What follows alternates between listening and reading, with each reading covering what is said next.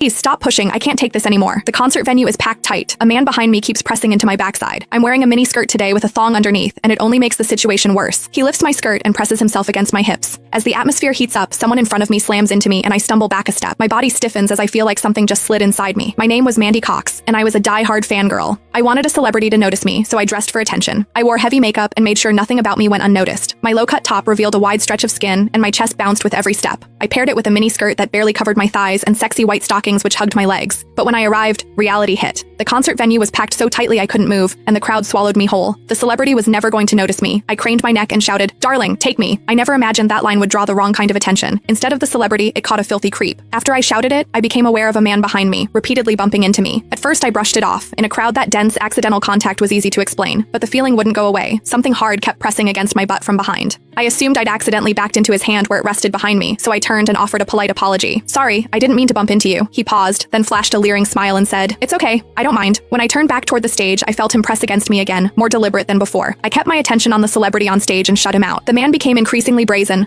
pulling up my skirt and pressing close against my backside. I had only a thong on underneath, which left my butt exposed. I felt his touch directly against my skin and assumed it was his finger. Only then did I realize something was wrong. The pressure was warm and solid in a way a finger could never be. My mind lurched as the truth hit me. In the 20 years of my life, this was the first time a man had ever molested me. Fear surged through me, sharp and overwhelming, and my body reacted with an instinct to flee. But there was no way to move. The concert floor was packed wall to wall, leaving me stuck where I stood. I drew myself tight, bracing as if tension alone could keep the fear out. As I did, my hips closed around the man's so-called finger, trapping it between my cheeks. An unfamiliar sensation followed and warmth rose to my face. What confused me was that I didn't recoil from it. There was a muted comfort to it, and against my will, it sparked a faint sense of expectation. The man behind me seemed to take it as a signal. He moved in closer, repeating the motion until the intrusion was unmistakable. I had lived a sheltered life as a college student, and now I was being toyed with by a stranger while surrounded by people. Shame surged within me without warning. I felt the urge to sob, but my throat closed and my voice deserted me. Worse still, the pressure forced my thong inward and sent a restless, prickling discomfort through my body that wouldn't fade. A quiet, involuntary sound escaped me, and the embarrassment followed instantly. I gathered myself and strained to suppress it, holding it down until my throat tightened. The blaring music and the screams around me drowned everything out. With every eye fixed on the stage, no one was aware of what was happening to me. At the same time, the intensity continued to rise, touching something deep inside me. I bit down on my lip as cold sweat traced my spine. My awareness was tipping back and forth between humiliation and a pleasure I couldn't bring myself to name. I knew I couldn't take it anymore if it continued, so I turned sharply to face the man behind me. "Please, stop pushing. I can't take this anymore." When I finished speaking, the man leaned toward me and whispered in my ear, "Is it exciting, the way I'm pushing against you?" The shame was overwhelming, and I was on the verge of crying. "I'm a virgin. I've never done that kind of thing. Please, let me go." He didn't stop. Instead, his gaze burned deeper as he seized my waist, the pressure growing stronger. "You're really a virgin? Then let me show you what it feels like to be a woman." For reasons I couldn't explain, his words didn't spark resistance right away. They stirred an expectancy instead. I wondered what was wrong with me.